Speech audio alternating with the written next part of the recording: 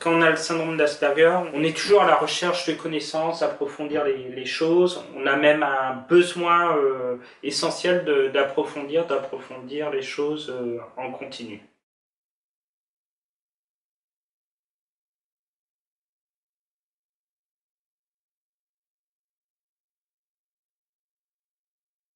Ma mère était très surprise parce qu'à 10 ans, généralement, on s'intéresse plutôt à des jouets qu'un billet de collection. J'ai rencontré un numismate de grande renommée sans le savoir. Il m'a sorti un classeur. J'ai pu nommer un à un toutes les vignettes qu'il m'a présentées, ainsi que les classifications de rareté. Il a été particulièrement surpris de mon discours, étant donné que certains ne figuraient même pas dans les bouquins.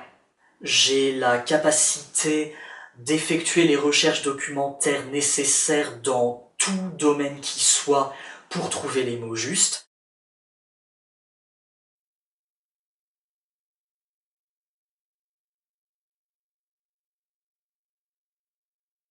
Je peux mémoriser facilement les mots et les phrases que j'ai lues, entendues. J'ai également une passion pour les langues. Je parle couramment anglais et espagnol. Bientôt, là, je vais me mettre au chinois.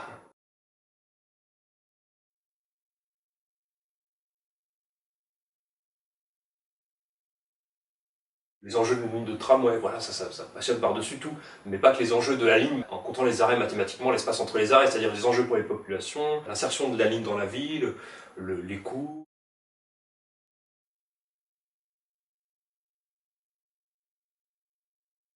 J'ai toujours, depuis le plus jeune âge, été très observateur de tout ce qui se passait autour, non pas des gens, mais des lieux. Savoir dans quel espace on se trouvait, quels étaient les enjeux. Je comptais le nombre de feux, je comptais le nombre de panneaux, j'analysais toutes les formes de panneaux. Mais bon, aujourd'hui, j'arrive à concilier ça avec des études, de faire des obsessions, des intérêts qui peuvent servir à la société. On a des activités spécifiques, on va être capable de faire des choses qui prennent beaucoup de temps. Sur le graphisme, c'est des choses où tu vas pouvoir passer des heures et des heures à retravailler le même petit détail.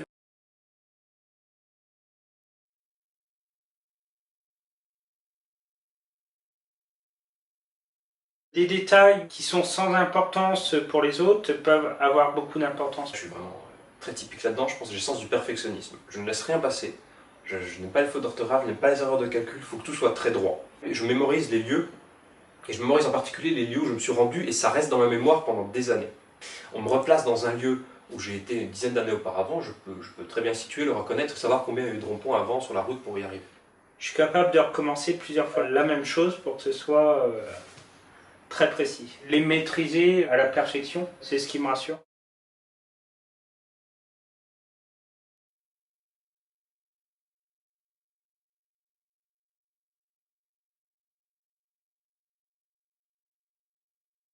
Mieux vaut faire quelque chose qu'on maîtrise plutôt que de s'éparpiller dans différents domaines qu'on ne maîtrise pas forcément. Je suis incapable de faire plus d'un thème à la fois. Mais quand je fais un thème, je travaille pendant 8 heures par jour. Je ne vais pas m'interrompre au milieu, parce que m'interrompre c'est extrêmement frustrant.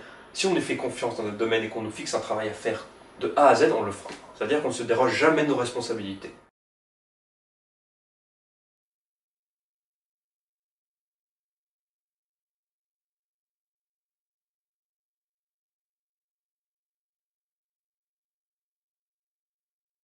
Du point de vue de la difficulté et de l'engagement de l'investissement, c'est beaucoup plus compliqué pour moi de faire un résumé que de faire un travail complet. Par exemple, je ne sais pas quand m'arrêter parce que je me retrouve avec beaucoup de choses qui m'intéressent, mais il me faut du temps pour arriver à tout résumer.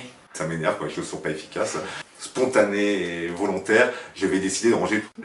Ça demande que je passe 3 heures le dimanche pour organiser le travail que je vais faire pendant la semaine. Gérer les urgences a été un point à travailler. Et de l'autre côté, la créativité qui est sans limite temporelle, sans limite de longueur, sans limite de parole. En revanche, j'ai remarqué quand il y avait des tâches bien définies à faire, bien planifiées, ça ne me posait aucun problème. Je n'avais pas de limite dans le temps pour les faire.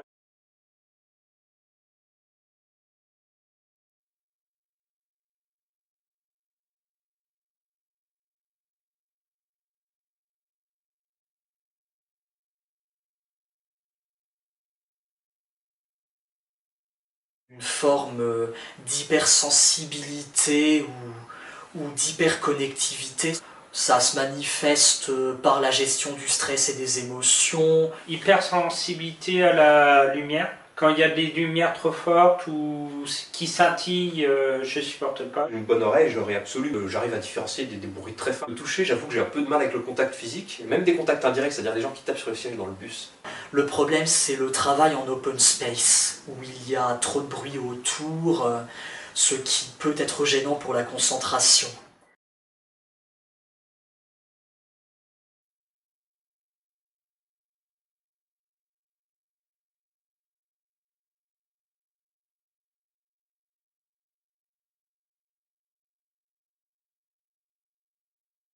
J'ai eu du mal depuis le plus jeune âge avec les rapports sociaux. Je ne comprenais pas comment les autres faisaient pour être en groupe, pour rigoler ensemble, pour interagir. J'ai pas été quelqu'un défini comme associable, c'est-à-dire que j'ai besoin du contact des autres. Et ce n'est pas parce qu'on ne boit pas un café avec ses collègues à chaque pause que pour autant on déteste la compagnie de ces personnes-là. C'est complètement faux. C'est très fatigant comment dire, les relations sociales. La machine à café, c'est un peu là où il y a le plus d'interactions possibles, de second degré, il y a tout le monde en même temps, voilà.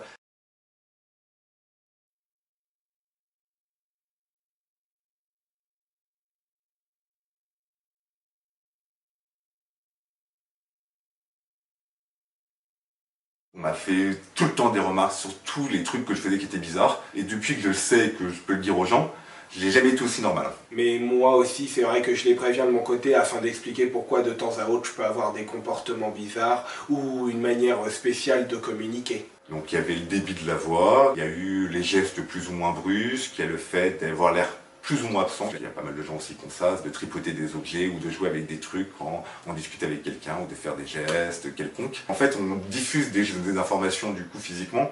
On n'a même pas l'impression qu'on diffuse, c'est des choses dont vraiment j'ai pas conscience. Les gens les analysent comme des signes qui construisent quelque chose auquel on n'arrive pas à accéder. Donc justement ils disent la personne elle a des gestes brusques, elle regarde bizarrement, elle a des donc elle doit être stressée, donc elle doit pas apprécier. Ils interprètent beaucoup les signes, alors que pour nous ces signes-là ils ont aucune importance.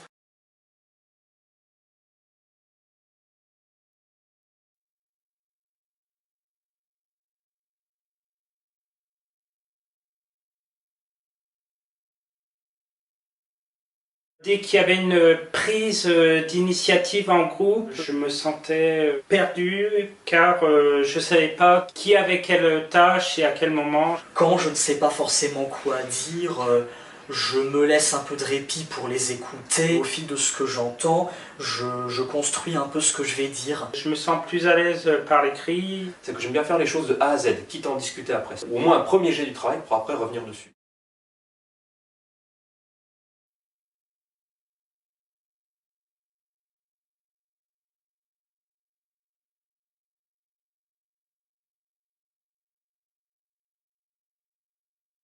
Il y aura des gens qui auront tendance à dire des choses même s'ils ne les maîtrisent pas, alors que moi, même si dans le cadre d'une certaine maîtrise ou si j'ai quelque chose d'intéressant à dire, je ne vais pas forcément le faire partager. Je vais plutôt vouloir montrer ce que je sais faire pour mettre les autres en confiance.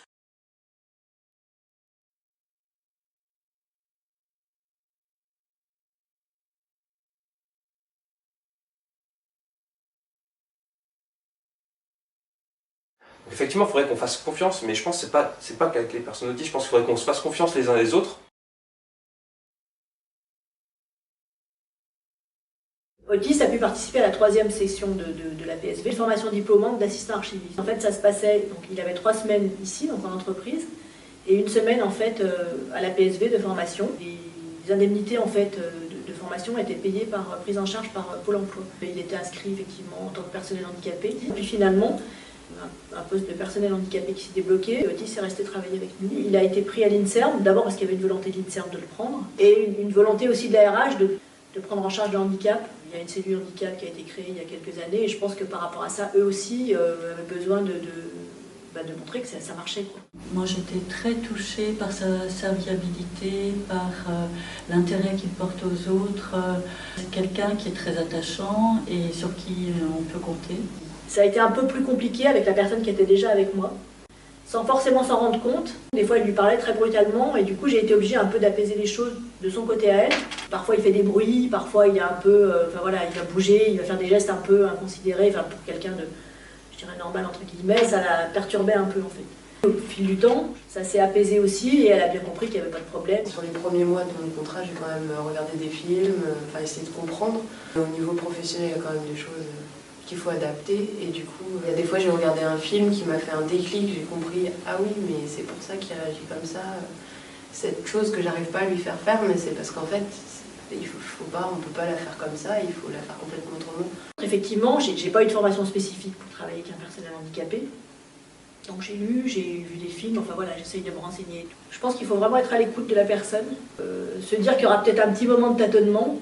Je pense qu'il y a vraiment beaucoup de formes d'autisme, et notamment dans l'Asperger, ils ne sont pas tous pareils, donc du coup, un management quand même un peu personnalisé, enfin vraiment, voilà, voir que s'il y a besoin d'isoler, qu'on puisse l'isoler, ce genre de choses. Moi j'essaye vraiment de développer les choses pour lesquelles il est très compétent. Par exemple, on s'est rendu compte qu'il était très bon en synthèse, très bien faire les synthèses, notamment en anglais. Ça c'est vraiment un truc, je dirais, qui est un plus pour nous, parce que ça nous fait gagner beaucoup de temps. Il est capable de faire la même tâche pendant longtemps, ça ne lui pose pas de soucis. Nous, ça nous casse la tête, pour lui c'est plus facile. Il y a des choses qu'on constate qu'il n'arrive pas à faire. Par exemple, il n'arrive pas à travailler sur un tableau. Donc en fait, on sait ça, on ne lui donne plus de tableau à faire, on lui demande de faire les choses de manière différente. Aussi, il a vraiment besoin d'écrire les choses, protocoliser, et qu'il retranscrive à sa manière les choses. C'est surtout comme ça qu'il comprend vraiment comment faire. J'ai été très étonnée de voir sa curiosité intellectuelle, il s'intéresse à beaucoup de choses, il a beaucoup de mémoire. Je pense que nous, on découvre petit à petit les capacités, enfin ce qu'il peut nous apporter. Là, c'est ce qu'on essaye de chercher en fait. De toute manière, valoriser quelqu'un, c'est toujours ce qu'il y a de plus important dans le travail. Quand il a quelque chose qui l'envahit, ça peut être quelque chose au travail ou quelque chose de personnel. Par exemple, il a pris un appartement depuis peu. Ça a été un gros moment de stress. Je dirais que le stress qui est ressenti par une personne normale, lui, c'était vraiment assez important. C'est clair que quand il est comme ça, il ne faut pas lui demander de travailler sur un nouveau travail. Il faut vraiment lui faire des tâches qu'il a l'habitude de faire, parce que sinon, il était trop perdu, en fait. La gestion de la personne qui va être un peu différente, le fait d'adapter certaines manières de travailler, enfin pour moi, ça apporte forcément par rapport aux autres. Le formalisme qu'il faut qu'on mette un peu dans la manière dont il travaille, il va forcément rejaillir de manière positive sur les autres. Chacun est différent, mais là je trouve que des fois il faut repenser entièrement la manière d'expliquer les choses. Je suis devenue beaucoup plus patiente que ce que je l'étais avant, enfin dans la vie en général, d'être beaucoup plus originale quand quelqu'un ne comprend pas quelque chose, ça permet de développer des compétences différentes. Quand je viens le matin, je me dis pas il est différent. Pour moi, il est vraiment intégré et les différences finalement en fonctionnement quotidien sont finalement assez vite gommées.